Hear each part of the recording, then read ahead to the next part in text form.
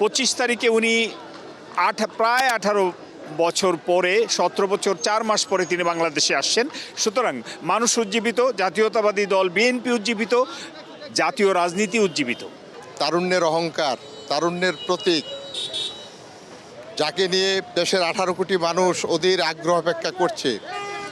যেদিনই ঘোষণা হয়েছে যে 25শে ডিসেম্বর উনি স্বদেশ প্রত্যাবর্তন করবেন, তখন থেকেই সারা জাতি দিনক্ষণ গণনা শুরু হয়ে গেছে।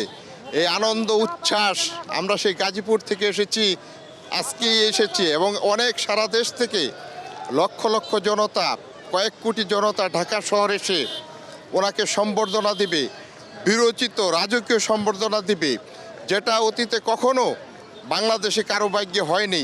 আজকে আমাদের নেতা বাংলাদেশের প্রত্যাবর্তন উপলক্ষে এদেশের কোটি কোটি মানুষ অত্যন্ত খুশি, এবং আমাদের নেতাকে এই বাংলাদেশের মাটিতে যেভাবে বরণ করে নিবে বলে আমরা ইতিমধ্যে মানুষের মধ্যে যে উৎসাহ লক্ষ্য করছি, তাতে আমার মনে হচ্ছে যে এই দেশ স্বাধীন হওয়ার পর বিগত প্রায় ৫-৫০ বৎসরে এই ধরনের কোনো নেতার আগমন উপলক্ষে কোনো সম্বর্ধনা তো হয়তো কেউ দেখেনি।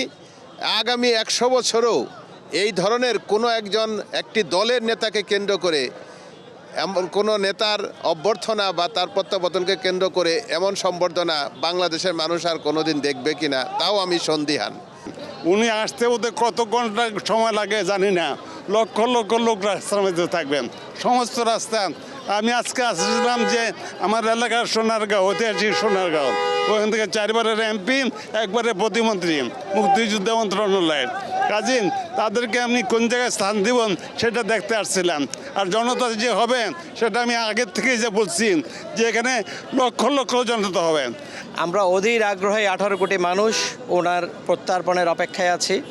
আমি একজন ব্যবসায়ী হিসাবে ওনার এই প্রত্যার্পণে আশা করব যে সামাজিক এবং রাজনৈতিক স্থিতিশীলতা আনয়নের মাধ্যমে আগামী দিনে রাষ্ট্র পরিচালনায় ওনার দৃঢ় এবং ওনার সাহসী ভূমিকার মাধ্যমে এই দেশে ব্যবসা বান্ধব একটা সরকার প্রতিষ্ঠিত হবে, এবং আমরা সুন্দর পরিবেশ প্রত্যাশা করি। আগামী 25 তারিখ প্রমাণ করার দিন, বাংলাদেশের একটি অবিস্মরণীয় দিন, এবং তারেক রহমানের আগমন উপলক্ষে বাংলাদেশের আকাশ বাতাসে যে কালো মেঘের যে ছায়া দেখতে পাচ্ছি, 25 তারিখ বাংলাদেশের মানুষ, এদেশের মানুষ ওই কালো মেঘের ছায়া দূর করবে। বাংলাদেশের মানুষ তার গণতন্ত্র ফিরে পাবে, বাংলাদেশের মানুষ তার অধিকার ফিরে পাবে, এবং সকল জাতি ধর্ম বর্ণ নির্বিশেষে সবাই দলে দলে কাঁধে কাঁধ মিলিয়ে ঢাকার পথে যে জনস্রোত তৈরি হবে, এই জনস্রোতে সকল ফ্যাসিস্ট, সকল গণতন্ত্র বিরোধী স্বৈরাচার এই পানির সাথে ভেসে যাবে। 18 কোটি মানুষের এই প্রত্যাশা যে তারেক রহমানের কাছেই এই বাংলাদেশ নিরাপদ, তাই আমরা মনে করি যে তার এই আশাকে কেন্দ্র করে গোটা বাংলাদেশের মানুষ অধীর আগ্রহে আছে যে উনি কখন আসবেন বাংলার মাটিতে। সকলেই তাকে বরণ করে নেওয়ার জন্য প্রস্তুত।